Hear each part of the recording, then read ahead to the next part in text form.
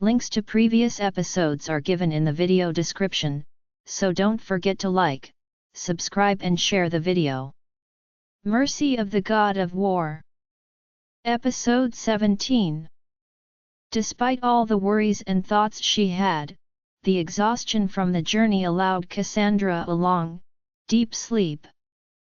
She and Miss Andra were finally able to sleep in a real bed, after a long bath and a hot meal. It was the first time they didn't get up to tend to the babies since their arrival. Cashin and Kian were carefully watched by Yazora, and the young Myra and Ethan, who made sure the two young babies didn't miss a thing. Cassandra wouldn't have entrusted them to anyone else, but she really needed one night of uninterrupted sleep. When she woke up the next morning, she felt refreshed and her mind felt clearer. However, Cassandra's desire to help hadn't changed. She was simply determined to convince Miss Andra to participate. It wasn't just about having her sister agree. Cassandra realized her younger sister's wit may be a life-saving skill. It could be necessary, if she had to infiltrate the heavily guarded Imperial Palace. Miss Andra had demonstrated that she had her own resources over the past week. The difference in abilities between Cassandra and her sister could be crucial to completing the task at hand. Hence, when she walked into the little room that had breakfast waiting for them, Cassandra tried to think about how to approach her sister. Carrying Cashin, who was a bit grouchy from having just woken up, she sat next to her. "Good morning." "Morning," yawned Miss Andra, her hair still all over the place. Somehow, Yazora seemed to have understood that the two sisters would have important topics to discuss. None of the younger servants were around. Everyone that was around them was simply busy with their tasks, not staring or asking any questions. They began eating in silence, only Kian and Cashin making little noises. While the baby was being fed, Kian was devouring a full plate of meat buns, apparently a new favorite food. Cassandra waited a bit before opening her mouth, trying to gauge her sister's mood, but Miss Andra was being a bit too quiet. "Miss Andra. If this is about last night, I knew, my answer is still no." Cassandra sighed. She knew how stubborn her sister was. This wasn't going to be an easy one. "Miss Andra, we cannot stay passive." "Yes, we can. We are not going to get ourselves killed by infiltrating a palace guarded by hundreds of guards under that maniac's control, just to save an old man who, if we're that unlucky, might even be dead already."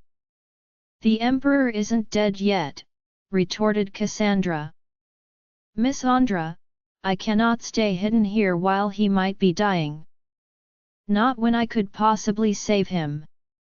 You don't know if he's really dying, if he's fine, or already dead. You don't know if you'll be able to save him either, Cassandra, and that could actually cost you your life. The only thing we do know for sure right now is that the crazy second prince wants to kill you, and Cashin. That's about it. We don't even know if your own prince is well and alive." "I know Karine is fine," retorted Cassandra, almost angry now. Miss Andra shook her head. She didn't like to be scolding her older sister, but she was terrified that Cassandra was about to put herself in danger once more, and she wouldn't be able to stop her. Miss Andra put down her plate and turned to Cassandra, looking very serious. "You barely escaped him once, Cassandra," she said. "You barely did. If it wasn't for the Diamond People, or for Lady Karine buying us some time, we would already be dead, or worse, dead in his dragon's stomach." This psychopath might even have taken his sweet time and tortured you, just to piss off the war god. In any case, I will not abide by anything that might put you and I anywhere near that guy. Not until we are sure to be safe. Cassandra sighed. She understood Miss Sandra's reasons, and in many ways, her younger sister was actually right. It was a miracle they had been able to travel here to safety and remain unharmed. Cassandra had gotten a new scar on her arm, but it was healed already. Given the circumstances, it wasn't the worst thing that could have happened. However, something was telling her to go to the Imperial Palace. Not only for the old emperor, but she felt like something much bigger was going on, and they had to stop it before it was too late. If her prince was still caught up in a war, how could she stay here and drink tea? Miss Andra, I can't. I can't stay hidden here. We already did the hardest part, the journey.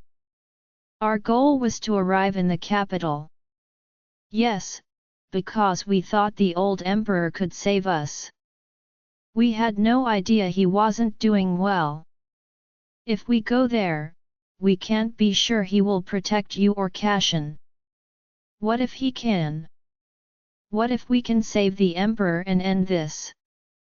Miss Andra, another thing we know almost for sure is that the second prince isn't there, right?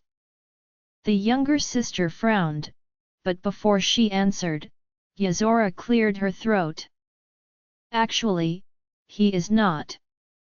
News came in very early this morning. 2 of our people who were in the market said the second prince was on his way here, but is still a couple of cities away. See, said Cassandra. We will know right away if Prince Vrihan comes here, Miss Andra, He is on his way back, yelled Miss Andra, getting on her feet. Cassandra, this cold-blooded murderer, and his sister might be only a few hours away from here. That is exactly why we have to move now. The longer we hesitate, the more time we will lose.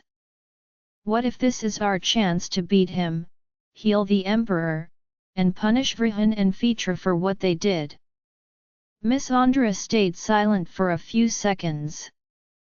This was really too crazy. She was the one trying to hold Cassandra back, and her sister the one who wanted to take action. This was truly too much. This was a life and death kind of decision, and she was scared they were running into a trap. What if they expect us? What if we run into a trap? Have you thought about Cashin? And Kian? Cassandra looked down at her son and took a deep breath. I'm thinking about him. If his grandfather dies, what do you think will happen?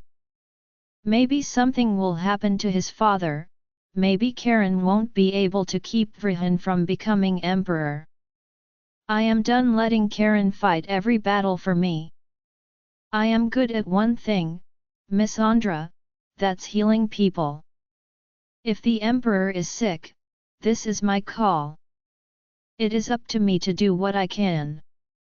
I will let Karine deal with Vrihan, but the emperor's health became my responsibility the moment I heard about it. Doing nothing is the worst thing. I'd rather die attempting to do something than stay here and close my eyes, hoping someone else will solve the problem for me. Miss Andra opened her mouth, but she found no words to respond to that. She was annoyed. Annoyed, as her older sister was probably right. Nobody could save the emperor better than Cassandra. The second prince wasn't expecting them to be there. He wouldn't know until he returned to the capital, and they still were a little bit ahead. They still had a chance that the war god would return too, but they didn't have any more information on his whereabouts. Actually, the information they did have was that neither of the princes were there.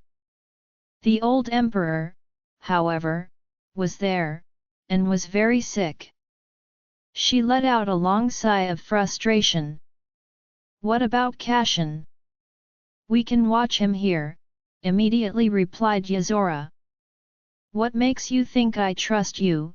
retorted Miss Andra, a bit too coldly. The middle-aged woman put her fists on her waist. She knew that the young lady was Cassandra's younger sister, but she could use some manners. "Well, you're still alive, aren't you? Also, there isn't a single human being in this place that doesn't owe their life to Cassandra. She freed us from slavery or servitude, which was just as bad. Everyone here would die for her."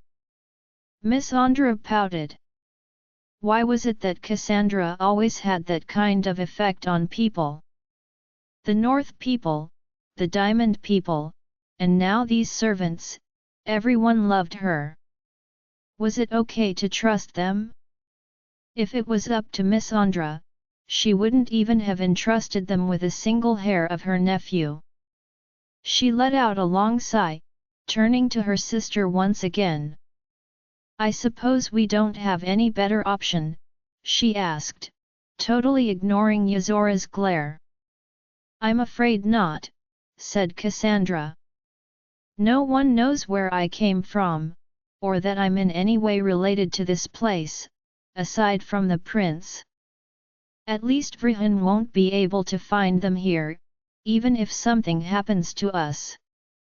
This way, even if something happened to Cassandra, Karine would immediately know where to look for their son." She didn't say that out loud, though, as Miss Andra was already rather upset. "Fine, say that I do agree to all of this. What's the plan? How do we get into the Imperial Palace? Because the heavily guarded situation is still pretty much a problem there." Cassandra took a minute to think about it. Unfortunately, there was no way the dragon could fly them into the palace. This was the way she had most used, recently. The only exception had been with Sherian, when she had gone downtown. But then they had used the main gates, and that was out of the question. You could use the servants' entrance. They turned around. The young Mara had just come back, carrying a big bowl of meat buns since Kian had happily emptied the previous one. She carefully put the new bowl close to the young dragon, making sure to keep her fingers away from it, and sat on her knees, close to Cassandra. "The servant's entrance?" asked Cassandra. The young girl nodded. "Do you remember when you came back and the dragon ate the master? A lot of the other servants left, but some are still my friends, and now they work at the Imperial Palace. They said the servants' entrance is not well guarded, there are only 2 guards." Cassandra and Miss Andra exchanged looks, a bit doubtful. "Only 2 guards? That almost seemed a bit too good to be true." She actually had no idea there was a different entry for the servants, but remembering her days at the Imperial Palace, Cassandra had indeed noticed that they would appear to come out of literally nowhere. They had to stay out of sight, so as to not annoy the many members of the Imperial family. The Imperial servants were often invisible to most people, walking quickly and keeping their heads lowered. In a strange way, it almost made sense. So many scholars, ministers, imperial advisors, and soldiers were circulating through the main door, who would bother with the lower-class people? The servants' entrance should actually be much less guarded. "We are still pale," Miss Andra reminded her. "Well, we have already proven to be good at disguising ourselves, haven't we? If you managed to fool them once, when we only had a bit of makeup and a few trees to hide behind, you should be able to do it again, right? Miss Andra was bitterly starting to regret her display of makeup skills now. She sighed and turned to Azora and Myra. Do you think you could get us some servant outfits and makeup? Anything you need? We have servants going to the market and shops every day, no one will suspect a thing. Just like that, Miss Andra and Cassandra started reviewing each step of their plan, with Azora and Myra's help. The more she heard her sister, the more Cassandra knew she was going to accept this. Miss Andra was making sure every detail of their plan to infiltrate the palace would work, and there was no end to her questions. Just from hearing her talk, she could tell her younger sister had much experience in dealing with all kinds of people. She was talking about the guards' rounds and breaks, the servants' schedules, the rotations, and tasks inside the palace. However, they didn't have that much time to spend talking. No matter how well they tried to plan this, they wouldn't be able to prevent anything bad happening. With that in mind, Azora sent a couple of servants to go grab the things Miss Andra asked her. While they waited for their return, the sisters agreed to go to the palace early that afternoon. Cassandra didn't want to lose any more time. She knew that right after lunch the activity inside the palace would be much calmer, as it would be time for court. Cassandra only had a glimpse of the Emperor's activities, but with his illness, she expected the ministers and generals to have even more work to make up for his absence. They had a rough idea on which areas to avoid, thanks to Myra's servant friends, and they agreed that neither the fourth or fifth princes were to be trusted. Cassandra wasn't too sure about Orpheus, but she definitely didn't want to run into Lephis. Miss Sandra's plan was simple: avoid anyone wearing purple and get to the Emperor's quarters as quickly as possible. When the servants came back with all the makeup, they ate a quick lunch and started getting ready, being more cautious about the tan and returning their locks to a solid black color. This felt all too familiar, but the preparation was necessary. Once the sisters were ready, Azora nodded. You do look like our people now, except for your eyes, of course. We'll have to remember to look down, said Miss Andra. Meanwhile, Cassandra was hugging Cassian. The baby hadn't been very noisy during their preparations, but as if he knew what was going on, he was now starting to cry and get upset. This broke Cassandra's heart. She had been with her son for a full week. If this wasn't so important, she wouldn't separate from him, even for a short while. She hugged him closely, kissing his forehead and whispering to calm him down.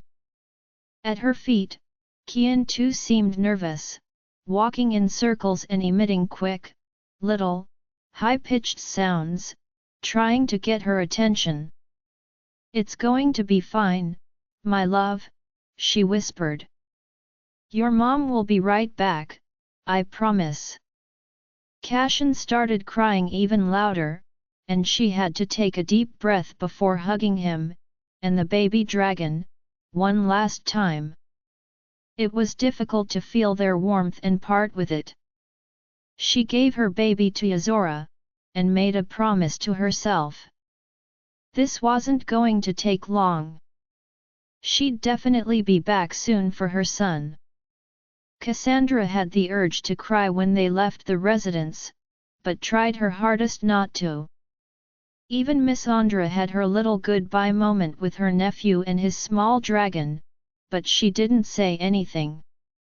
She knew she couldn't afford to be emotional now, they had to focus on this plan and ensure their survival. Even if she had agreed to it, Miss Andra was still not feeling anywhere near confident enough. Anything could get them killed, even the slightest mistake could end their lives in a split second. At least they looked different now. With green dresses on, their skin darkened to match those of the people, and their hair black as ink, they would be hard to spot by any soldiers who were looking for them. Not having a baby or a young dragon definitely made it easier to move around, too. They also had an extra asset, as Myra had rallied a few of the former servants of the house. They quickly met the three girls in the middle of the market, where no one would be suspicious. They were all familiar with Cassandra, as they had worked under the same roof, briefly. These three had been there the day she had freed the residents, and even if they were now working at the Imperial Palace, they were happy to look out for her and help the sisters as repayment. This was also a good omen in Miss Sandra's eyes. The two sisters would be less likely to be noticed if they walked into the palace as a group of 5 servants instead of a duo. They had no idea if the second prince was looking only for Cassandra, or for the both of them. In any case, this was still working in their favor. They walked towards the Imperial Palace, and seeing the high walls from up close gave Cassandra an inexplicable feeling of nostalgia. She hadn't been there in weeks, and this time, she wasn't with Karine. She had never liked this place, but this feeling of dislike was much stronger now. To Cassandra's surprise, the soldiers weren't very familiar with the servants going in and out all day. They checked their belongings in detail, but they didn't find the hidden daggers on either of the sisters. She realized there were truly too many servants for the soldiers to bother recognizing all of them. The imperial palace was gigantic, and with all of the imperial concubines, princes and princesses, the servants probably changed a lot every week. It was probably the same for the soldiers as well. Unless the same soldiers would be assigned to the same doors every single day for weeks and weeks, it seemed hard to think they'd remember the faces, unless they were memorable. Ironically, one of the soldiers even smiled at Miss Sandra, though his eyes were focused a bit lower. Cassandra had a little fright, but to her surprise, her younger sister even had the guts to wink at the soldier. She kept her head low, trying to pray silently until they were inside and away from the soldiers. All the girls smiled at each other. "I can't believe we got in that easily," whispered Cassandra. "That's because the imperial family isn't actually in danger all of the time," sighed one of the girls. "You know, the danger usually comes from the inside. They poison each other and find excuses to murder each other more efficiently than any assassin out there. Aside from that, they have dragons. Those creatures are terrifying." Cassandra and Miss Andra exchanged glances. The dragon they had been living with over the past few days wasn't exactly terrifying, though they did understand the girls' concern. They probably didn't picture Kian eating meat buns while saying that. "I don't even think they ever bother to hire assassins," added the other with a nod. "You know, sometimes those women scare me more than the dragons themselves. A single tantrum and they can have you tortured or killed." As the girls kept nodding and agreeing, Cassandra realized this was the reality for them. She had always been protected by Karine, his dragon, and his family. But for any servant working in the imperial palace, they were risking their lives every day. This should never be considered normal. It does explain the large turnover and high salaries, though. After reaching one of the servants' resting rooms, Miss Andra and Cassandra parted from the girls, thanking them for their help in getting to this point. Somehow, Cassandra felt like they were entering the part of their plan where everything could go downhill very fast. Walking with trays of food, as if they had been asked to deliver them somewhere, they tried to find their way through the corridors. The sisters had previously agreed to not go anywhere near Lady Karine's apartments, or Karen's, or Sherian's, as they would be very likely watched. Those would be the first places Vrihan would expect her to hide, so they had to avoid those aisles at all costs. Another thing Cassandra was worried about were the concubines. Though there weren't a lot of princesses hanging around, the concubines were often going from one place to another, chatting with each other in the gardens and wandering around. Cassandra was afraid one of them would recognize her if they crossed paths, and this was bound to happen. She made sure to keep her head down, hoping her appearance and green dress would do the trick. Moreover, as Miss Andra had reminded her, even Cassandra's body shape had changed a lot over the past few weeks. The only thing that may give her away was her green eyes, and she kept them down while they walked. It worked. Despite a few frights on the way, Cassandra made sure to walk behind her sister, and thankfully none of the concubines they crossed paths with had recognized her. Most of the women didn't even spare them a glance, they were used to the servants getting out of their way. The imperial palace was so vast, it took some time to get to their first destination. Prince Zephyr's apartments. Despite Miss Sandra's warnings, Cassandra just couldn't come here without checking what had happened to the first prince or his concubines and children. Besides, if she had any allies left between these walls, it would most likely be those women. She vaguely remembered the configuration of the first prince's apartments, and the sisters moved quickly. The atmosphere was heart-wrenching in there. Some of the women were still silently crying and mourning the death of the prince, but at least, most of them seemed safe, the children also. Cassandra was extremely careful while moving around. She wasn't sure where the two concubines she was looking for resided exactly, so Miss Andra eventually asked another servant they met, pretending she was new in the imperial palace. Once they found their rooms, Cassandra knocked, a bit afraid. To their surprise, a little girl in a purple dress came to open the door. She was 4 or 5 years old at best. "Silena, don't just..." "Oh, by the great dragon!" The young concubine ran to them and pulled the sisters inside before hurriedly closing the door. Then, she turned around, completely stunned. "What are you doing here?" she whispered. She had obviously recognized Cassandra, so she put down the tray on a table. They were alone, too, and the room was now closed, despite Miss Andra sending regular glances towards the other openings. Lady Kiara walked to Cassandra, staring at her as if she had seen a ghost, looking on the verge of tears. "By the great dragon, Lady Cassandra, I can't believe you're here," she whispered. "Are you all right?" asked Cassandra, as the young woman seemed completely in shock. The young concubine immediately shook her head, looking horrified, and about to cry. "You shouldn't have come here. The second prince wants to kill you."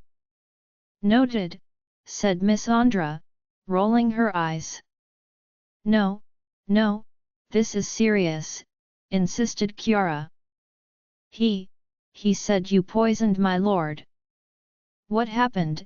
asked Cassandra, hoping she would calm down a little bit to explain. The young concubine shook her head and fell onto her knees. Her daughter immediately ran into her arms to hug her, and she held her child, crying silently. "I'm not sure. It all happened so fast. Everything was just as usual, and one evening, I heard people yelling, screaming. The other concubines kept saying our lord had died. Prince Vrihan came out of his room, all of a sudden, dragging Lady Barasa by her hair, calling her a murderer. He yelled to everyone that he had caught her poisoning his brother. Everyone started screaming. We knew Lady Barasa was innocent, but, his dragon, he killed her there, and they said my lord was dead. The poor concubine was bawling her eyes out in front of them. Cassandra exchanged a look with Miss Andra, horrified. What had Vrihan done? How could he push all the blame on Barasa and kill her without a proper trial, or even any decent proof? How could the Emperor let that happen? Said Cassandra, shocked. It happened so fast, cried Lady Kiara. When His Highness the Emperor came, he was devastated about my lord's passing, and he was furious at Prince Vrihan, but the second prince said he had acted impulsively out of anger. That's the most excuse I've heard, even coming from that head, hissed Miss Andra. Cassandra was in complete shock. She hadn't thought things had become so tragic. The poor Lady Barasa, she had been the cruel victim of Vrihan's schemes to get rid of her and his brother. Cassandra was completely revolted. This was so unfair. These people were innocent, Prince Sephir had never even been a threat to him. Vrihan's cupidity was absolutely disgusting. Had Kashin's birth really made him panic and kill his own brother? Did the news of her pregnancy accelerate the second prince's agenda? Lady Cassandra, you shouldn't be here. They all think you're a murderer, the soldiers will arrest you. What about Prince Sephir's son? Asked Cassandra, ignoring the concubine's plea. I don't know, cried Kiara. We haven't seen him since our prince's death. By the great dragon, if something happened to Prince Saban too. The poor concubine hugged her daughter closer and cried even more. Cassandra and Miss Andra exchanged a silent glance. They wouldn't say it in front of this poor woman, but they feared the young prince's fate was, unfortunately, already sealed. Vrihan may have taken the young dragon, too.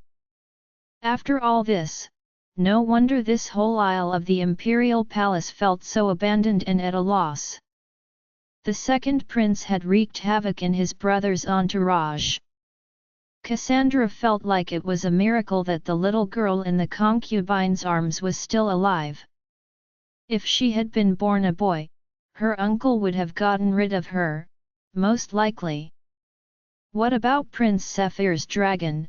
Asked Miss Andra, frowning. He's here, but he hasn't been able to fly, said Kiara, her voice hoarse. Prince Vrihan had Sire locked down in the dungeons, saying he could be dangerous for everyone in the palace without his master to guide him. I'm not sure. He didn't even try to free himself when they took him. The cells. Cassandra remembered seeing some of the dragons behind bars, the first time she had been in the imperial palace. Those who were too unruly had to be chained or placed in cages for their sizes. However, she clearly remembered that the pale blue dragon wasn't among those who had to be put in an actual cage. That was definitely another one of the second prince's horrible lies. So the prince is dead for real, and his dragon is grounded, sighed Miss Andra. Anything else we need to know? What about the Emperor? Asked Cassandra. Have any of you seen him lately? No, most of us haven't dared to leave these apartments. Everyone is just so scared since our prince died. However, some of the other concubines came and said he's ill. The Emperor fell sick soon after my prince. They say he was so depressed with my lord's death that the emperor fell sick too. We haven't seen him in days." "How convenient," muttered Miss Andra. Cassandra didn't believe this lie at all either. For something to happen to the old emperor so soon after his first son's death, was nothing but the result of some vile plan. He wasn't such a weak man, even if his son's death was depressing. Whatever sickness had fallen upon the old emperor was definitely not the result of sadness, or even an accident. Miss Andra shook her head, disgusted once again. "Hainu," she said using their native tongue. "I'm pretty sure he won't be as stupid as to leave his old man without any sort of security around him. What if this is a trap? I can't believe no one was able to see the emperor. This guy definitely has something up, and I'm not sure we should run into this mess. We can still go back." "We can't, Miss Andra. We haven't learned anything we didn't already suspect, but the second prince still isn't here. I'm still sure this is our only chance to save the emperor, if that is still possible. If the second prince comes back and is somehow crowned before my prince comes back, the situation will be even worse than this. Not only Sephir, but he will also get rid of all of his brothers and their concubines. This will be a slaughter. He can't just..." "Miss Andra, he killed Sephir. He killed the first prince and his favorite, and probably their son, too. Unless he's captured him instead, but I'm pretty sure he doesn't care about anything except that boy's dragon. If we go back now, Vrihan might be able to kill his father even faster, and then what? He'll just do what he did here to all the concubines. The only people left will be the ones who didn't oppose him, his concubines, and his sisters. This is too dangerous. That psycho had no problem killing his own brother, right under the emperor's nose. If the emperor is too ill to protect you, what do you think will happen to you? He's capable of feeding you to his dragon and claiming his lizard mistook you for a beefsteak once the third prince comes here. There is no one here who can help you. Actually, we might have another ally," sighed Cassandra. "Who?" asked Miss Andra with a frown. "Klahad, the golden dragon." Miss Andra stayed quiet for a while, looking more and more livid. After a while, she glanced down at the concubine that was still in the room with them and took a deep breath. "I knew the situation was dire," she said in their native tongue. "But I didn't think it would be so bad that our best hope would rely on the emperor's freaking dragon. Hainu, we are talking about an actual dragon. Not a cat-sized one like Kian. I know the third prince's black dragon is basically your pet, but this is another dragon we're talking about, the emperor's. I'm pretty sure the most dangerous creature in the empire hasn't been trained to do paw tricks. Dragons only mimic their owner's feelings.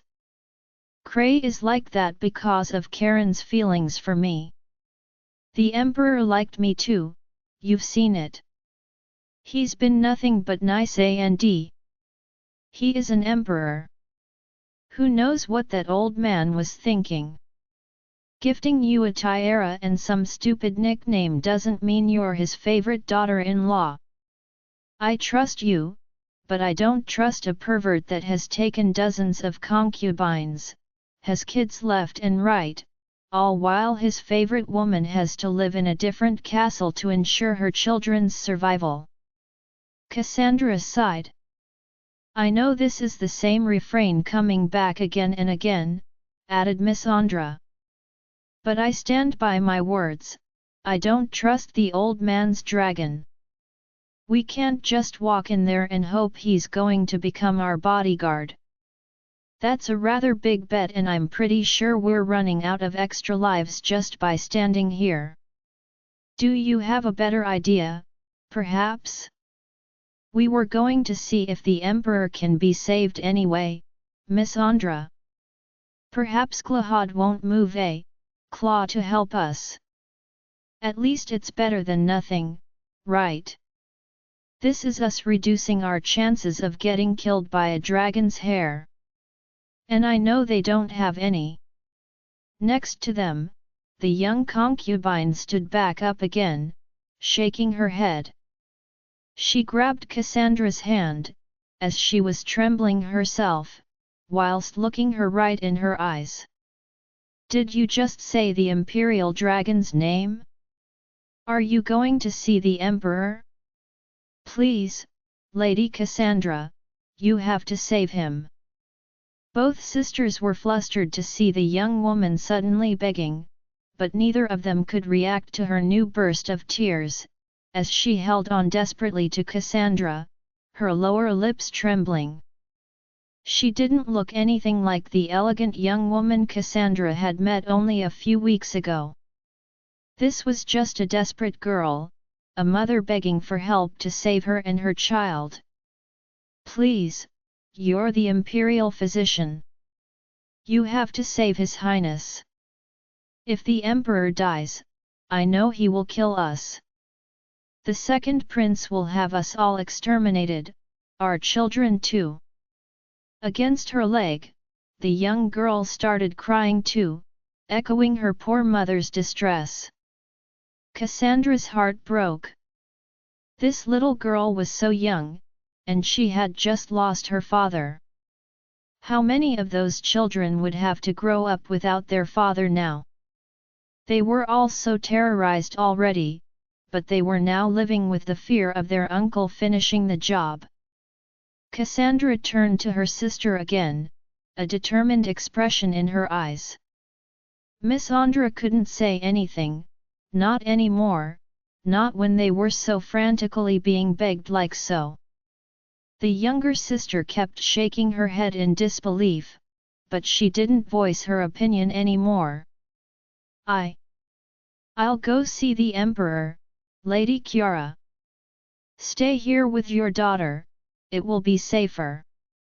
Do not tell anyone you've seen us, please. Of course, Lady Cassandra. Please, be careful. Some of my prince's concubines are desperate. We are not stupid, none of us think Lady Barasa would have ever tried to harm our prince. Even some of the princesses are afraid.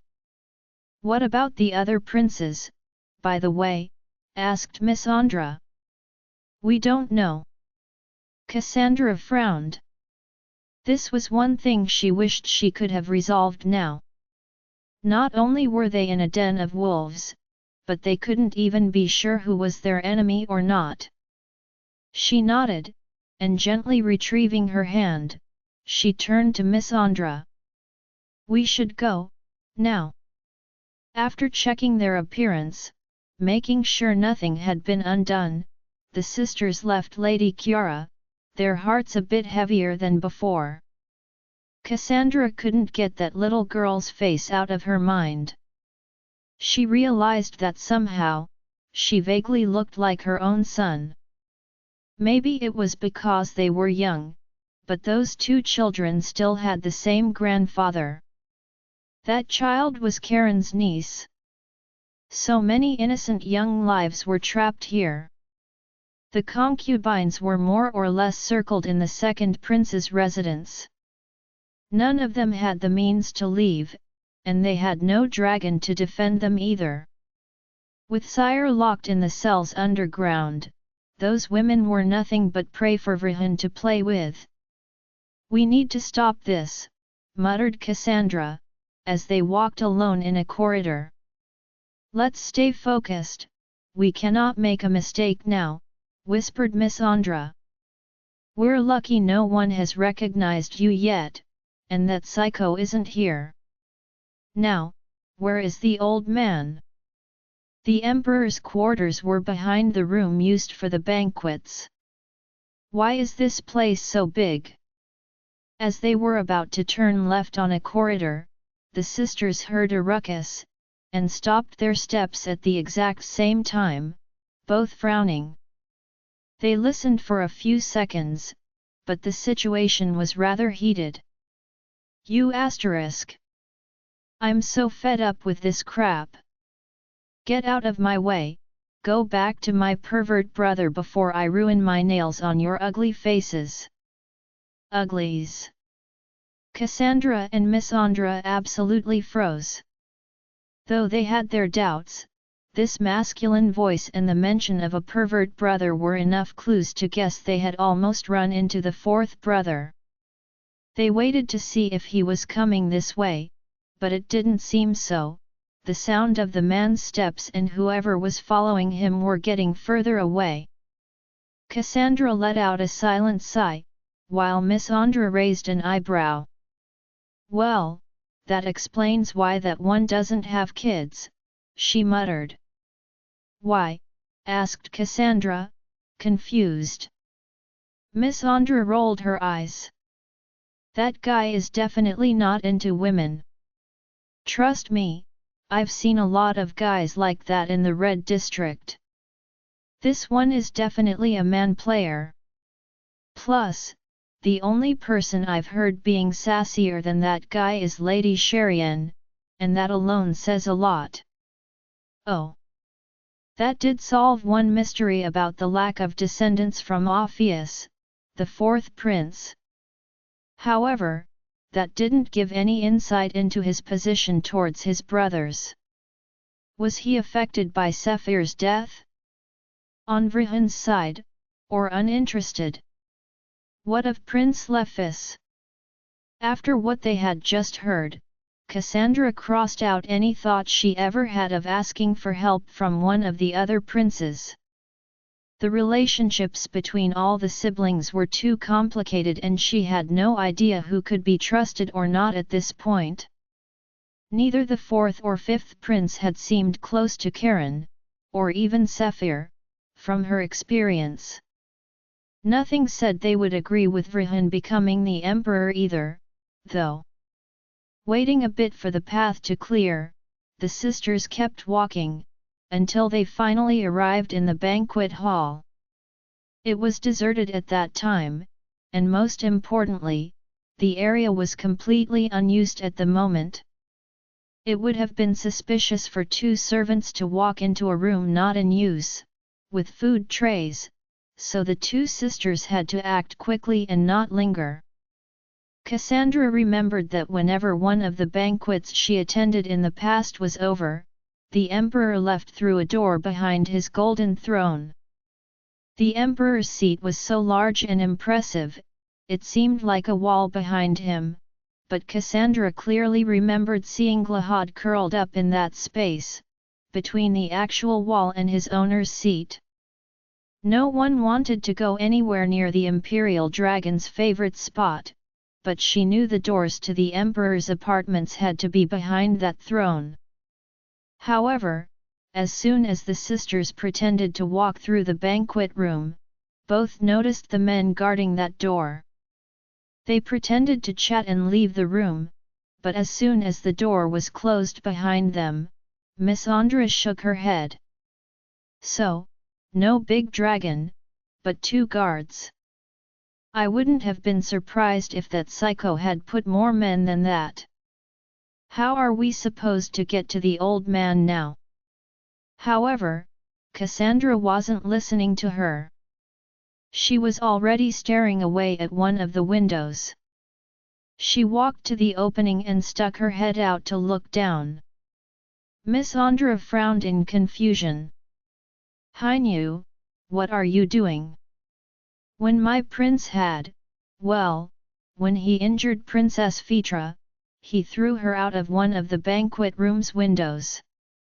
Lady Karine had mentioned there were only 3 or so floors below, and she was right, there's actually a roof. I can see it from here. The building below goes all the way down to the Emperor's apartments. Her sister shook her head in disbelief. That was it. Her older sister had officially gone crazy. "I'm not breaking my ankles to go and save a dying old man," said Miss Andra, coming to stand next to her at the window, to check what was below. Cassandra chuckled and pointed her finger. "We don't have to fall if we can climb." "Just like I thought, the stones in the walls are very uneven. Which means we could possibly climb laterally until we reach it. We would use the outside instead of walking inside and past the guards." Miss Andra was astonished. This idea was easily taking first place for the most dangerous idea her sister had that day, and that was saying a lot. Sure, they were exceptional swimmers, but swimming was nothing like climbing up and down walls. Miss Andra was about to protest, but for the first time, she decided against it. Instead, she scrutinized the wall Cassandra was thinking of climbing. Indeed, those were the typical rock constructions of the Dragon Empire. It was mostly uneven, however, from the many years of dragons attempting to climb on the buildings. Large, sharp claws had clearly scratched deeply into the wall, taking off some of the stones and helpfully given the duo even more spots to safely put their hands and feet on. Technically speaking, this wasn't impossible. Both girls were in pretty good shape, physically speaking. Miss Andra hesitated a moment, sending a backwards glance towards the other room. Those guards didn't look to be the pleasant type at all. That second prince had probably chosen men that would guard his father's room very carefully. She quickly tried coming up with another strategy to get rid of them, but Miss Andra was nervous someone would recognize her. She resembled Cassandra too much. Miss Andra decided the climb, in comparison, didn't look as dangerous or as crazy to try. They had the physical condition for it, a stable and hidden path, and they even had the luxury of a rooftop below them to fall on, in case of failure. Of course, they'd probably suffer major injuries like fracture if they did fall. But at least, the chances of survival were decent, given the situation. Checking that the corridor was empty, Cassandra climbed out of the window, carefully hanging onto the window's rail. She moved to the first target, a larger hole in the wall. She had never liked the Imperial Palace, but the place was old enough to have had many dragons' claws leave their imprints on the walls. The indents in the stones gave her some easy spots to grab onto and move around. Sure enough, Cassandra made her way to the external walls of the previous corridor. Biting her lower lip, Miss Andra watched her sister's progress. Every imprint that she placed her foot or hand into seemed stable. Not even a speck of dust moved. Checking her surroundings, Miss Andra climbed out of the window to follow her. Quickly and silently, the sisters moved around the external walls, keeping their heads below the windows. The main danger would be that someone spotted them from another window. However, from what they had seen so far, not many people were hanging around the premises. So they continued moving, climbing the wall sideways until their position was past the guards they had seen inside. There were some problems, though. Cassandra had no idea how many rooms there were inside, their configuration, or who might be inside. They would have to take a guess on which window to climb back in through, but they had to decide quickly. Climbing was a difficult exercise, and neither of them were very experienced at it. Their arms were starting to get painful and their muscles were aching.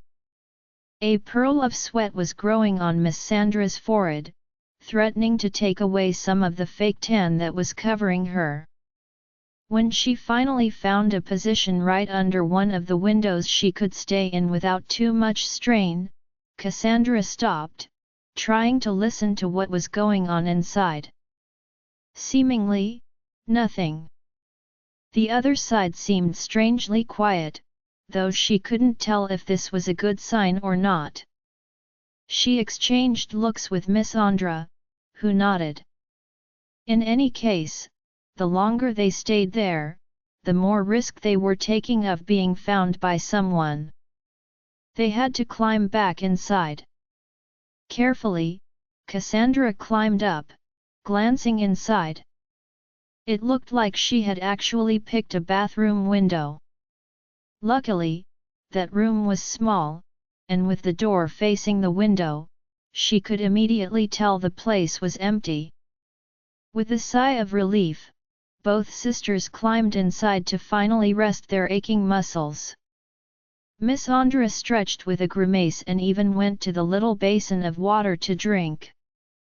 Their arms were sore, but at least they had made it inside the Emperor's apartments. Cassandra walked as quietly as she could and put her ear against the door. It was complete silence on the other side. Very carefully, the sisters came out of the bathroom. This was truly a strange atmosphere, almost like the inside of a church. The aisle was beautiful, all made of marble and white stones, but it was as silent and intimidating as a mausoleum. In such an environment, each step or breath the sisters took seemed too noisy. "All right, now to find the old man," whispered Miss Andra. Cassandra nodded, and they started walking down the corridor. They had no idea which door to push, and were terrified to run into someone that would give away their position. However, after a while, it looked like this place was truly abandoned. They pushed open many doors, each time to find an empty room.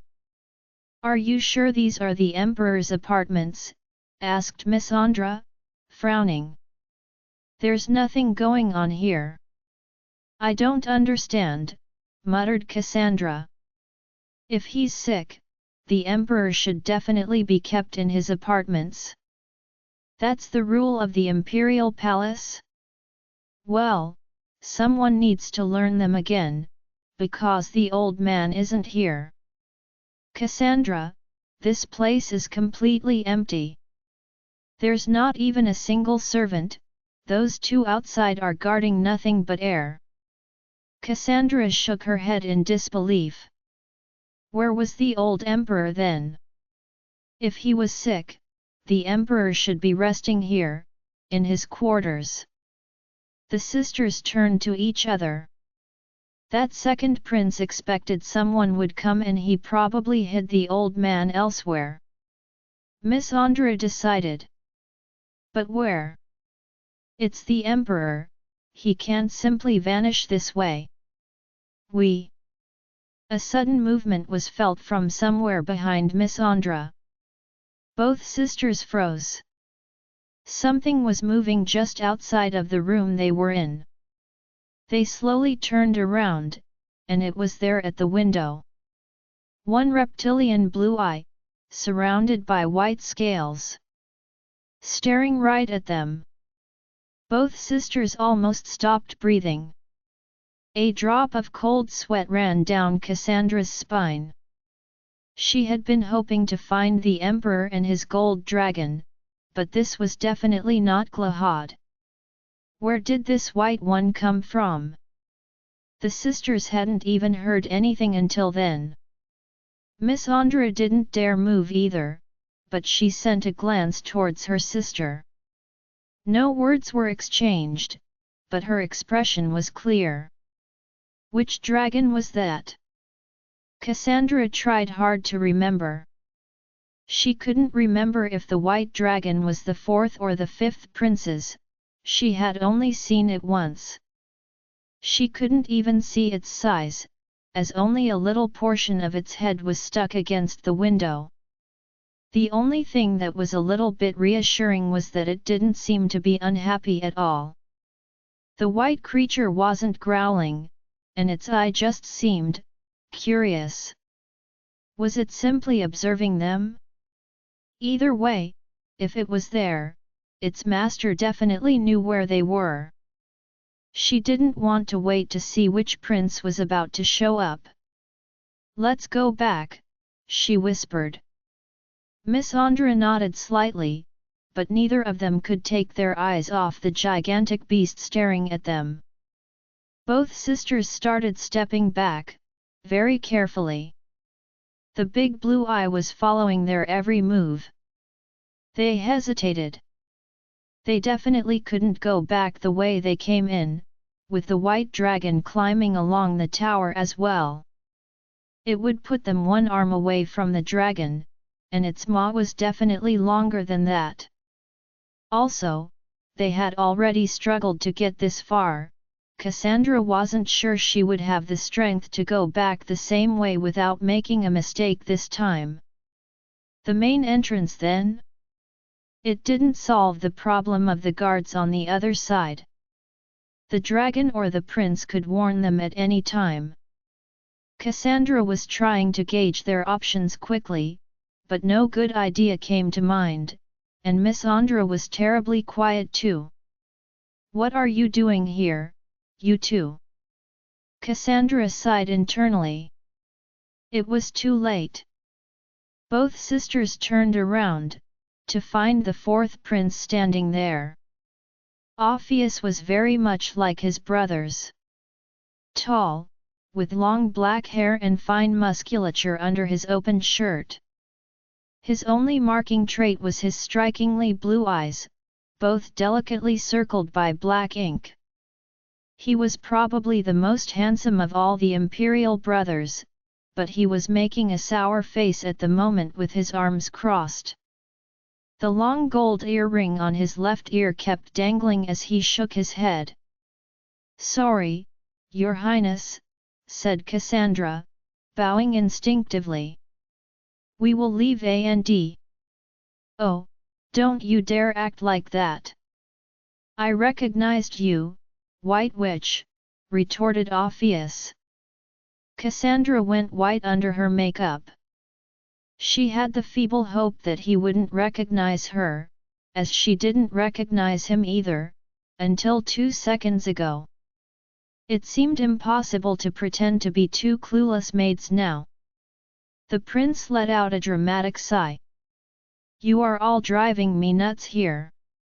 Darling, I have a good memory for faces, and even if you were as skinny and bleached as a skeleton back then, I still vividly remember the unfashionable slave girl Karine went nuts about.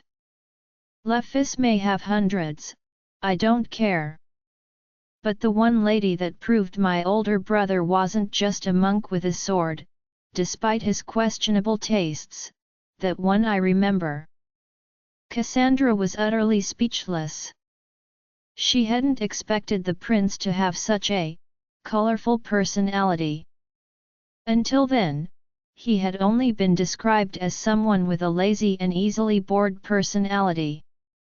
It was apparently more about his attitude. At least, it didn't seem like he had given any alerts yet. Unsure of what to say, Cassandra glanced Miss Sandra's way. However, to her surprise, Miss Andra was nervously chuckling, focused on the fourth prince's face. He noticed it too, and clicked his tongue, pouting his lips. "You can stop staring like that, darling. We are not playing on the same level." "I know you," suddenly said Miss Andra with a snicker. "You're the minstrel in gold." "Oh," said Orpheus, raising an eyebrow. Cassandra was completely lost. What was her younger sister talking about? The prince himself didn't seem very surprised, but his expression had completely changed after Miss Andra had said that. Cassandra turned to her, trying to understand what she was talking about. "Linyu," she called her. "This prince was a regular in the Red District," exclaimed Miss Andra. "He was only known as the minstrel in gold, because his name was unknown and he always came dressed with lots of gold jewelry, and would always write stupid poems to his lovers. Stupid poems? Watch your mouth, I'm a lyricist, and everyone always says I have a lot of talent. Yet, let me guess, Your Highness, they're the same people to whom you generously give your gold to whenever they say that, retorted Miss Andra with a snicker. Wait, said Cassandra. You know him from the Red District. Well, not all the workers are female, explained Miss Andra with a shrug. Oh. Cassandra hadn't thought of that.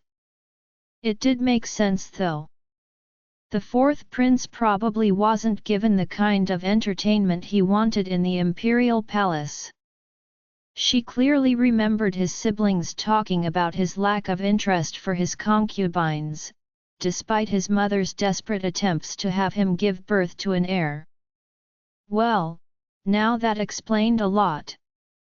Cassandra gave a little glance, but the dragon outside was still there, patiently watching. So they weren't in danger with it so far. Orpheus flipped his hair over his shoulder. I was wondering what my darling had found here, but it turns out, it's just you two. You are quite stupid for coming back here, though. Do you have any idea what Reunited wants to do to you? That psycho seriously went crazy this time. What about you? Asked Miss Andra. You don't look like you're about to report us. Oh, please, do you think I care about my brother's stupid games? This isn't a game, retorted Cassandra, almost shocked. They are killing each other. Prince Zephyr died. Orpheus rolled his eyes. He was unfortunate to have been born first, yes. But me? I'm the one that nobody gives a shit about. Honestly, I'm quite content with that. Cassandra understood that he was the one nobody would see as a threat, but that doesn't mean his brother's crimes are any less horrible. His older brother had been murdered only a few days ago, he couldn't be that insensitive as to not care at all. However, he did look like he didn't care. Orpheus put a hand on his hip, gauging the two of them. I honestly don't give a asterisk about reporting you, I don't even care enough to yell, he said. However, I am curious why Karine's favorite and her sister are in my father's chambers. We hope to save the Emperor, explained Cassandra. I know he is sick, I want to see him. We can heal him, added her younger sister. If you tell us where the old man is, we can. Orpheus scoffed, interrupting her. He used one of his long nails to point at Miss Andra. First, no offense, darling, but I wouldn't entrust you with a spoon. Miss Andra looked put off by his words, but the fourth prince ignored her to turn to Cassandra. Secondly, why do you two care what happens to my father? Shouldn't you be somewhere taking care of the brat you were pregnant with? Waiting patiently somewhere for your man to slice Reuni's head off? Because I'll be honest, I know I am. Cassandra was a bit surprised to hear that. You don't like Reunited? You support Karine. Orpheus dramatically rolled his eyes once again.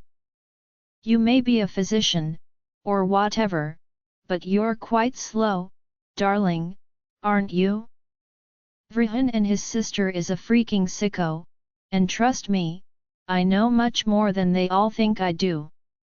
Comparatively, Karine is at least not bouncing about, murdering our family members in some sick attempt to become emperor. So you can help us? Asked Cassandra, getting her hopes up again. You can tell us where the emperor actually is. Why would I? I told you, I'm fine as long as neither of them thinks I'm against them. I am already being quite generous by not giving you little rats away to the guards. I hope you're taking notes about that." Cassandra's hopes melted immediately. So he wasn't going to help them at all? Were the sisters condemned already? There was no way they were going to be able to walk out of here while the two guards were still standing outside the apartments. They couldn't stay hidden here forever either. Next to her, Miss Andra took a deep breath and crossed her arms, looking surprisingly confident. "Well, it's a bit too late for that, isn't it? You're already an accomplice." "What? You've seen us? Like you said, you didn't denounce us right away and you have no intention to. So, that means you're on our side." Orpheus narrowed his eyes, looking a bit confused. "Didn't you listen to anything I just said, you little pest? I am not on anyone's side. Unless I go into the throne's room and walk around, I won't be considered a target by Reunited either. I am the invisible prince and I like that." "Oh, but you have seen us already. So now, you're technically hiding our existence from the second prince. If we get caught and say you had actually found us first, it would be bad for you, wouldn't it? You wouldn't be so invisible anymore." Cassandra couldn't understand. What was Miss Andra thinking by provoking him like that? Despite her doubts, she remained quiet to let her younger sister talk. After those few weeks together, Cassandra knew that Miss Andra was better than her for those kinds of things. Miss Andra was what you'd call street smart. She was better at getting out of a situation when she was cornered. "What are you talking about?" screeched the fourth prince. "I am not helping you, I'm just keeping my mouth shut." "Oh, I bet the second prince will think the same when he learns that you had us right under your nose and did not let his soldiers know. He'll probably overlook this and think you just didn't care." Orpheus opened and closed his mouth twice, completely taken aback. Finally, he scoffed, outraged by Miss Sandra's words and her confident smirk. Putting his hands on his hips, he was now glaring at her. "Why shouldn't I give you up right now then, you little pests? I am extremely generous already to let you go without saying a word. Why are you threatening me?" "I am not threatening you," replied Miss Andra with an innocent smile. "Of course, you're very free to rat us out to the psychopath's men if you prefer. However, I cannot guarantee that the war god won't be back first."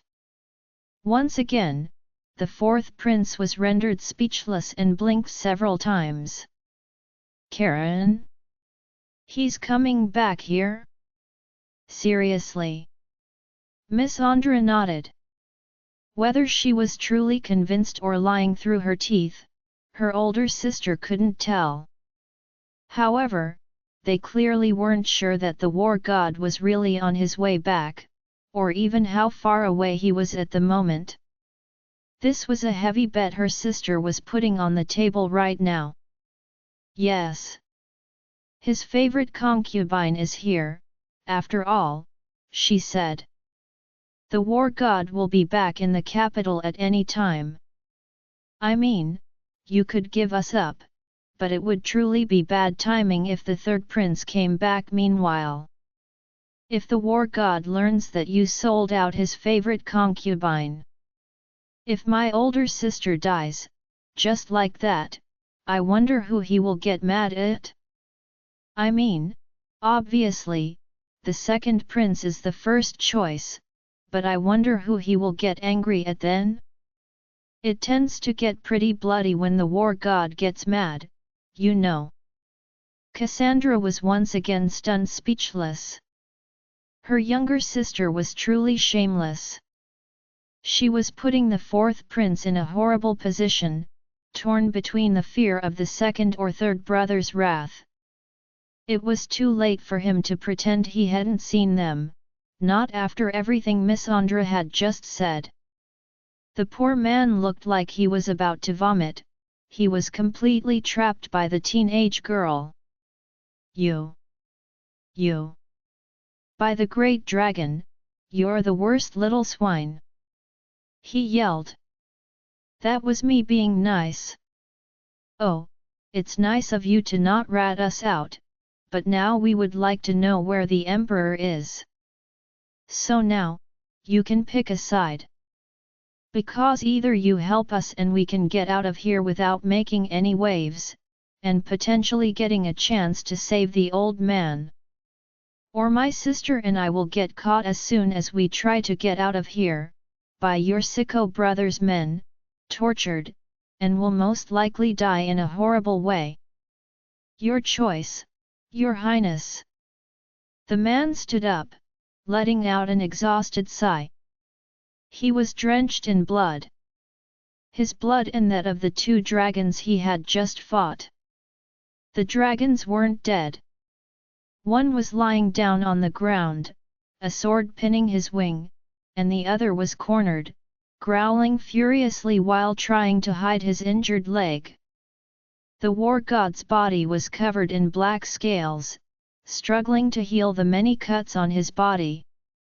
All of his armor had been torn away, leaving him with only his pants on. He put his hand on his neck, checking the fresh injury. His own blood tainted his fingers as he snickered. They had really given it their all at trying to kill him. However, those two young dragons were mostly afraid, trapped in a tight room with him. In a more open ground, they probably would have had more chances to succeed in killing him. However, in here, they were as trapped as he was and unable to use their wings.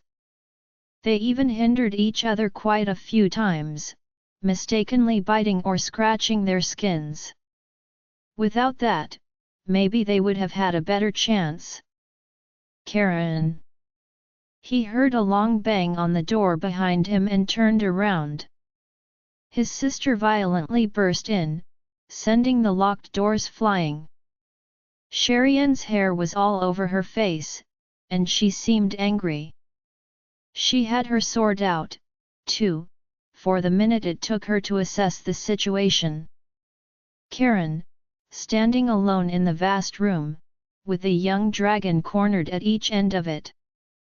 She clicked her tongue, shaking her head, and putting her sword back away. So, this was his great trap. Using young dragons, she growled, approaching the two beasts. I knew it. You know those? Asked Karine. Sherian rolled her eyes, pointing at the two dragons. Make an effort, brother. You can't even recognize your own nephew's dragons? I know we haven't seen them more than a couple of times, but still. This one is from Vrihan's second son, and this one is Saphir's son's. That really used the kids. Karine frowned. Sherian, what are you doing here? You could at least pretend you're happy to see me. You should be in the north, he insisted, frowning. Sherian nodded, putting her hands on her hips. His sister had come wearing her armor, and seeing how stained it already was, she had probably fought her way there. She didn't have a scratch on her, though. Only a few pearls of sweat in her ruined outfit. I would still be in the north if it wasn't for that dead Vrihan making a ruckus at the Diamond Palace. What? The war god's anger rose immediately, scaring the two dragons in the room into retreating even further away from him with whimpers. Karine didn't give a asterisk about those two. However, the Diamond Palace was where he had left his mother and his concubine. The mere mention of his half-brother anyway near them was not something he wanted to hear. Karine didn't make the suspense last, either. Yeah, it is bad. That rat face walked into Mother's palace, claiming to be under our father's orders to arrest Cassie. The vein at his temple was violently thumping as his eyes darkened in anger. Karine's murderous intent had never, ever been anywhere near that bad before. He took Cassandra, he hissed. No, thank the gods. She and her sister managed to run away, but Reunited is definitely after them. That's why I came to get you back as soon as I could. Anur stayed back with Mother. I didn't want to leave her alone. Karine was absolutely furious. Even if his concubine hadn't been caught yet, he loathed the idea of anyone near her. Let alone those who wanted to harm her. His blood went cold, thinking about something else. What of our son? Apparently, he's been born and is well, from the last news we got of them. Congrats, I guess. Karine was furious. He had broken his promise to Cassandra. She had given birth alone, and he had missed their child's birth. For now, he didn't want any congratulations until his concubine and son would be with him to receive them. Furious, he turned around and walked towards the two terrorized dragons. They tried to growl, to warn him not to approach, but he ignored them and came closer. Which one? He asked. This one is Saban's, said Karine, pointing at the dark blue dragon with its wing half-ripped. Without adding another word, the war god walked to the other dragon. The tall brown beast growled furiously, trying to retreat as much as he could in his corner and show his fangs. When Karine got close enough, the dragon jumped forward, trying to attack in a desperate attempt. The war god sliced its head off. The dragon's head rolled away from its body, while the other dragon whimpered in fear from the scene before him. Karine didn't react much. This was legitimate, in their world.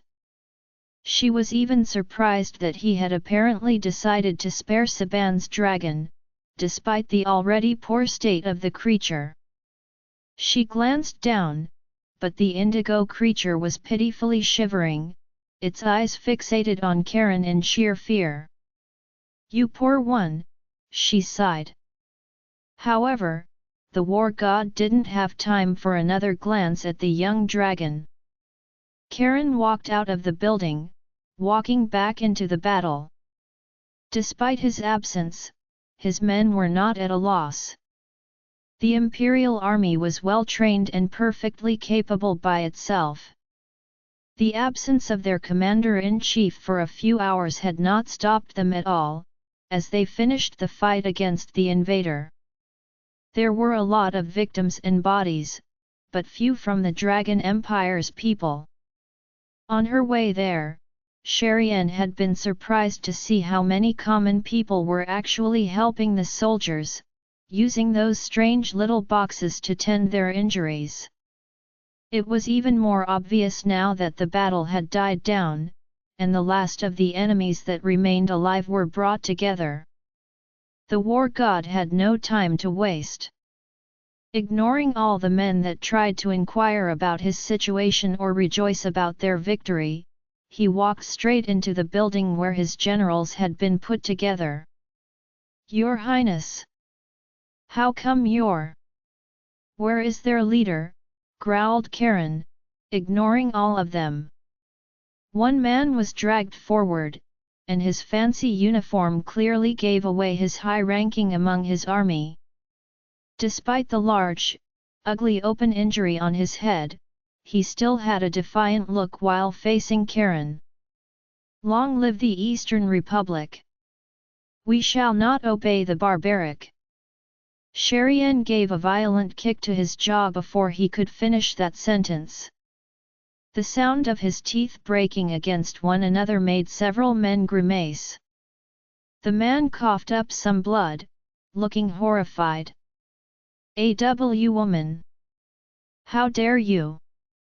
A woman cannot hit a man." "Sorry, darling, wrong empire for your chauvinism. Now, talk before I break however many teeth and bones you've got left, one by one." "I won't talk. I will die for my country," shouted the man, despite his mouth full of blood and his missing teeth. "I will never." "Oh. Just die then." Just like that, Karine took out her weapon and killed the man right there.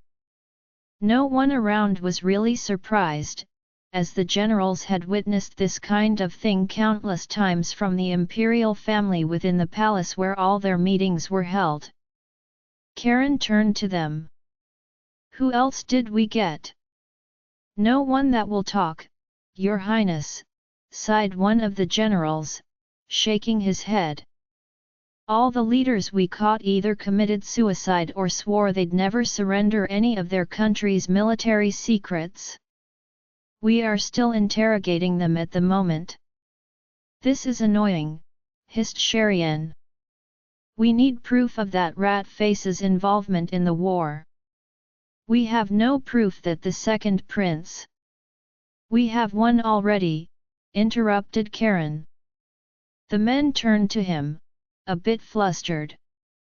"We do, Your Highness. There are 2 dragons left inside a building in the southwest," he said. "Get them and make sure they make the trip back to the capital with us."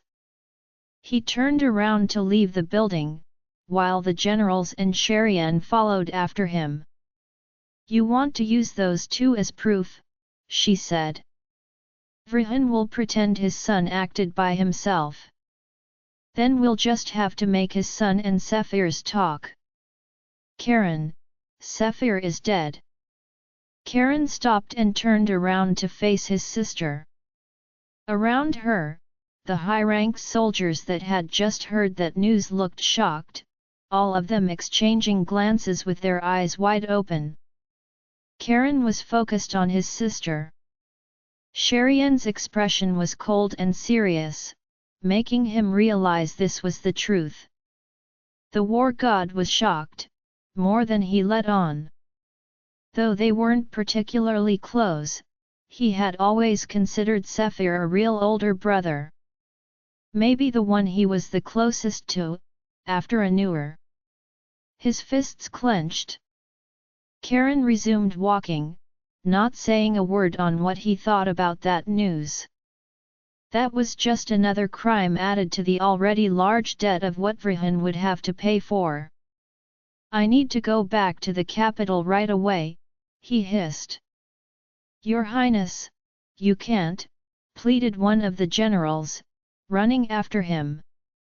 "I'm most sorry about the first prince's passing, but we need to officially end this war, fortify the border, and have the Eastern Army acknowledge they attacked us. We need to make their leaders pay for the damages, and sign a treaty at least." The war god suddenly turned around, grabbing the man by the collar under everyone else's astonished eyes. "My concubine and my child are in danger. My older brother just got murdered and you're talking to me about paperwork. You don't need me for that," he growled. "Your Highness." He threw the man away, ignored the rest, and kept walking, followed by his sister. No one else dared to follow him. "Karine, we have to stop by the Diamond Palace to get Mother," declared Karine. "She can wait. I need to find Cassandra." "Karine, stop a second and listen," urged his sister. "Karine, I know you just want to find them, but things are bad. There are rumors that father has fallen ill, and Vrihan is acting in his stead. That little rat can have himself named emperor the minute father dies if he wants. Now that Sephir is gone and you're away on a battlefield, he'll give no choice to the ministers. No one knows your son is born, and Vrihan will definitely try to kill him and Cassie before it is known. We need to get a newer and mother to help us deal with all this crap. We caught Fitra at the Diamond Palace. She can still spill the beans about Vrihan. Where is Cassandra? They were hurrying outside of the city, Karine's eyes on Kray, who was flying a few paces away. His dragon was not done hunting and killing the few survivors trying to flee the battle.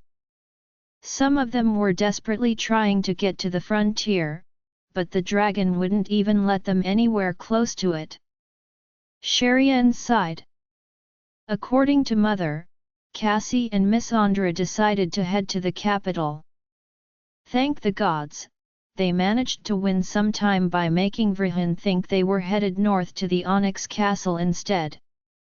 They are on their own with your son and his dragon, though, and we don't even know if they are there yet. Dahlia was killed by Vrihan, too. Dahlia. That servant girl Mother placed by her side, the one that was always around Cassandra, remember? She died trying to protect your woman. Poor girl. Karine nodded vaguely. He did remember a young servant girl that was always around Cassandra.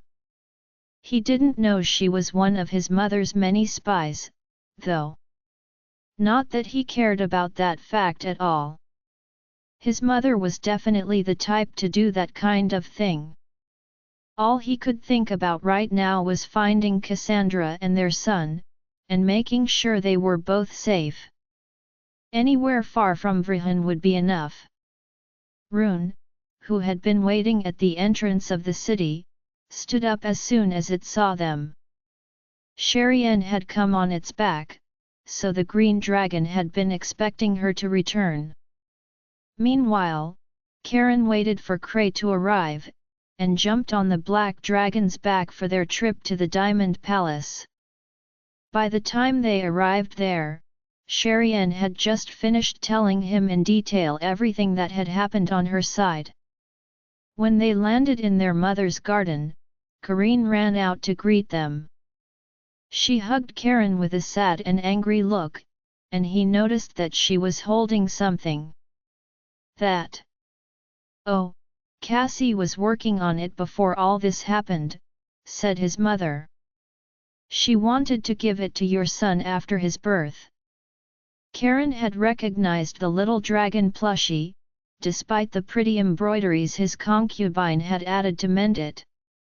Even Kray, curious, sniffed the toy a bit before running to another aisle of the Diamond Palace.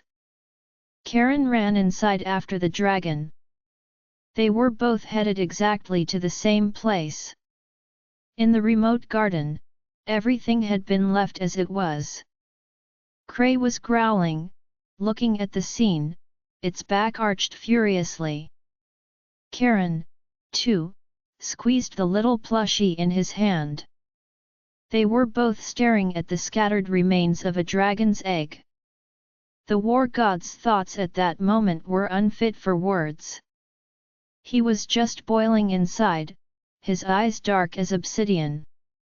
Kray, too, kept sniffing the remains of the egg, restless. The dragon had felt the birth, yet the dragon wasn't there for its offspring. It felt just as defeated as its master. To Karine, this was a bitter defeat. Though Cassandra had survived and managed to flee his brother's clutches, she was still on her own and unsafe. He hated not being with his concubine. He wanted her here, right by his side, where he could hold her and protect her. Cassandra was many things, but she was not a fighter, and she would never be. His blood was boiling when he dared to imagine his brother or any other man near her. He couldn't stand the idea of a single scratch on her soft, fragile white skin. She already had so many scars he could never do anything about. What did she have to go through again because he wasn't there? She had been reluctant to send him, yet she knew it was his duty. Karine had never loathed his title as war god as much as right now. He should have been there.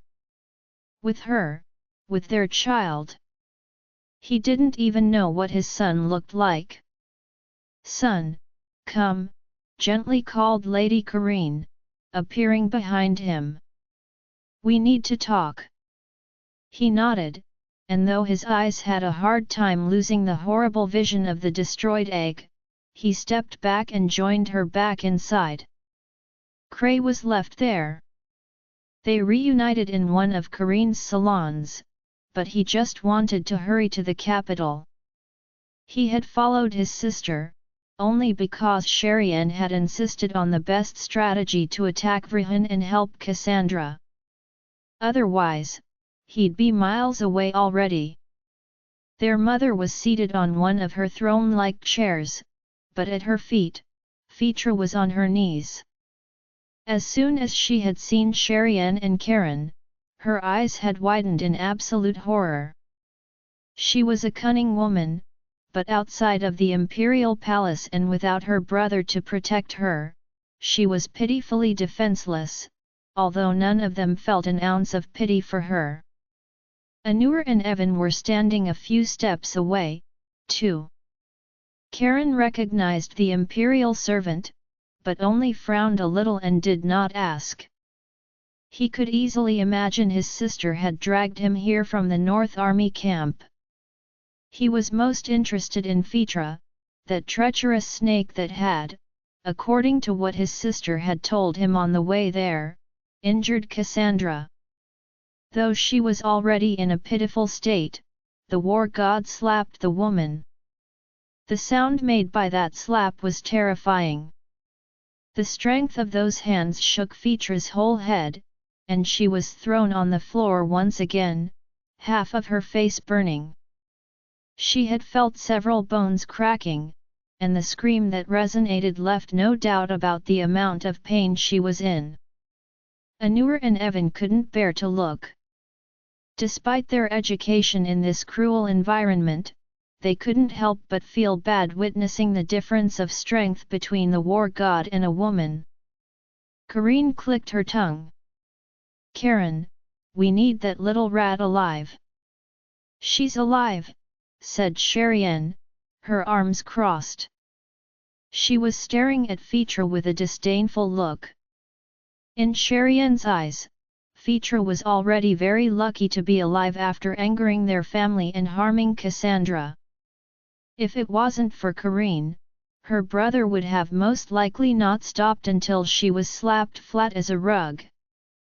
Fitra's wailing was the only sound heard around, as all the Diamond Palace servants had scattered away. Karine put her chin on her fist. "Anyway, while you were gone, I got some annoying news from my spies in the capital." "News from Cassie and Miss Andra?" asked Sherian. "Sadly, no. They hadn't arrived yet, but my men informed the residents that Guy told us about," said the imperial concubine while pointing at Evan.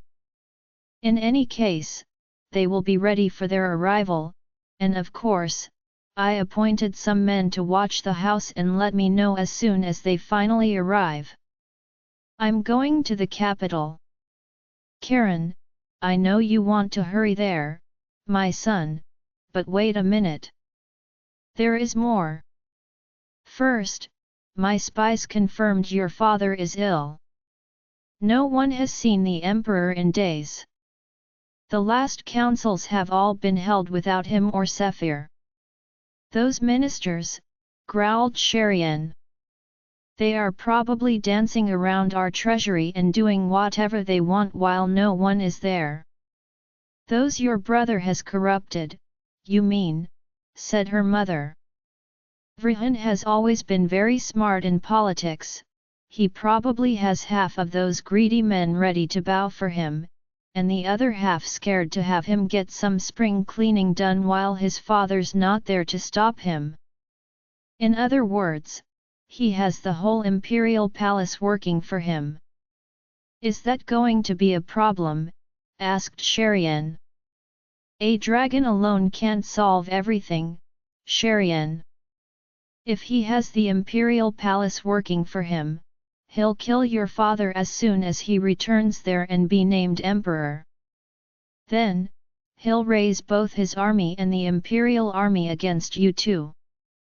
I know how strong my children are, but against two armies, even you won't be able to get inside the imperial palace that easily. We can just fly inside, shrugged Karine. Who cares about the armies on the ground, if we come from above? You think that snake, Reunited, won't have thought about that?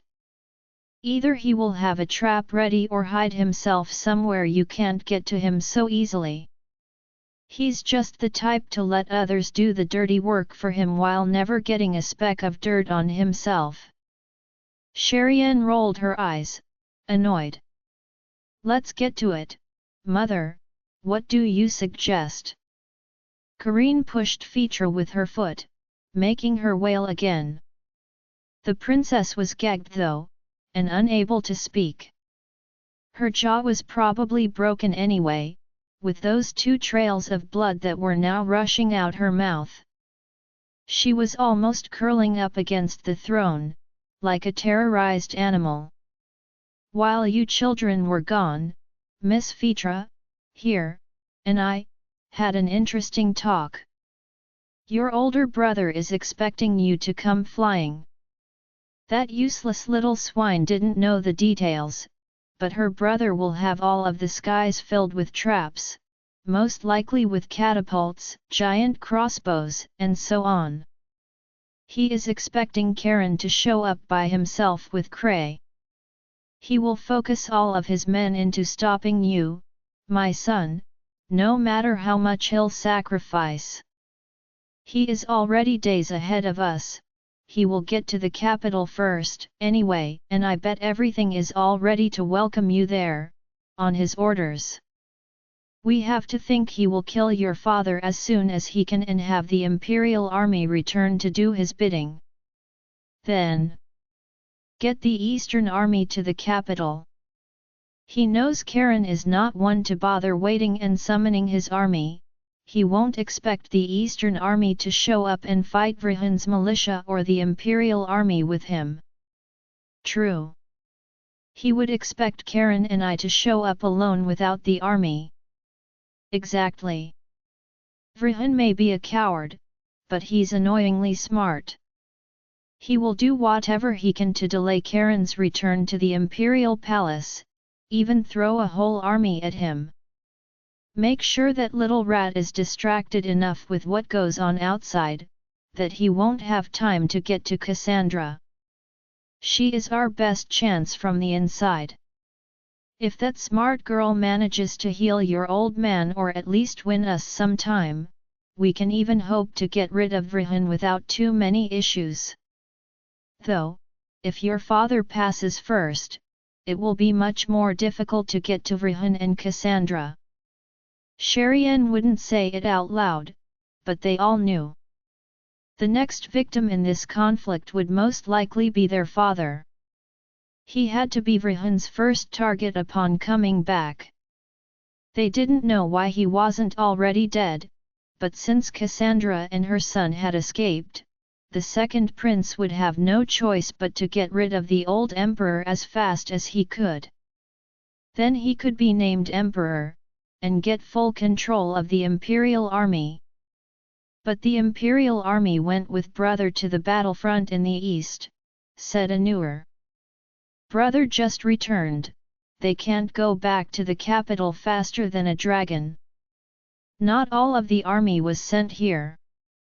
The emperor wouldn't have left the capital with no defense. Father probably sent at least half of it from what I saw, said Karine.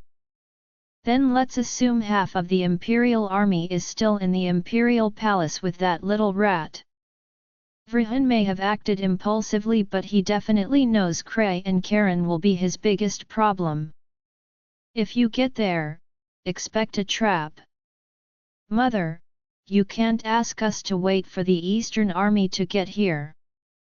They are already on the way, retorted Karine. Who do you think I am? I sent a message as soon as you left to get your brother. They will meet you in the capital. The brother and sister exchanged a glance and a nod. So we are good to go, right? The army will meet us there. Yes, but do you children even know what to do once we get there? We? Mother, you're coming? Asked Karine, shocked. Of course. What, you think this old lady will stand on the sidelines while your old man is in danger? You're taking me for being more heartless than I am. She honestly had nothing to answer to that. So, instead, she pointed at Fitra. What about her? Do we kill her now? Has she said everything she had to? Well, probably not, said Karine, standing up. At least, I know how Rehan managed to come here without your father's approval. That little snake. He left the palace with this annoying sister of his under the pretense of accompanying her to her wedding. Of course, they changed their course to come here and pretend they were arresting Cassandra under the Emperor's order. I can't believe I got fooled by those two. I bet they scattered information back at the Imperial Palace that they were already halfway there. She grabbed Fitra's hair, dragging her mercilessly. She spilled all the names of the people Rehan corrupted in the Imperial Palace, so I will have to do a thorough cleaning once we get there. She's also the one who smuggled the poison that killed Sephir, though she didn't know it was going to be used on her father as well. So she knows the remedy. That? She can't even tell the difference between blood and wine. She just did Rehan's dirty work, as always. Probably ordered from some market. What about that abortion potion? She kept saying it wasn't intended for Cassie. Pretty sure she's lying about that, but in any case, she may be more useful once we get to the Imperial Palace and argue with her brother. She probably knows more dirt on him than she'll say for now. She will talk once he abandons her for real. Who knows? Karine shook her head. She had enough of all that. Karine was the first to step out, calling his dragon to come. Karine was just as impatient and kept growling furiously. Both the black dragon and its master wanted to hurry back into the capital, as there was no time to lose. Cassandra was in danger, especially if she had decided to try and go save the Emperor from Rehan's clutches. Karine helped his mother get on the black dragon, forcefully pulling Fitra on, too. Truth was, both Rune and Karine attempted to kill her until their masters had them stop and keep their fangs away. The black dragon was unhappy about carrying that woman, but Karine put her like a sandbag at the rear, on her stomach, the most uncomfortable position possible. She could still see Rune growling at her, as Karine, Anur, and Evan were mounting the green dragon. Then, both dragons took off. With each dragon carrying more people than usual, the flight took a little longer. As Karine had predicted, the two big dragons' appearance in the sky caused quite a commotion. Many soldiers pointed at them, and just like the information spilled by Fitra, catapults and giant crossbows appeared all over the Imperial Palace's roof. Both dragons growled, but before they were within reach, they dove towards the south of the capital. Evan's directions were only necessary for Rune, Cray, and Karine knew exactly where to go. By mere luck, the residence was far enough from the imperial palace, and both dragons landed in the garden under the servants' shocked eyes. They could already hear the yells of soldiers outside, ordering the men to gather, most likely Vrihan's militia.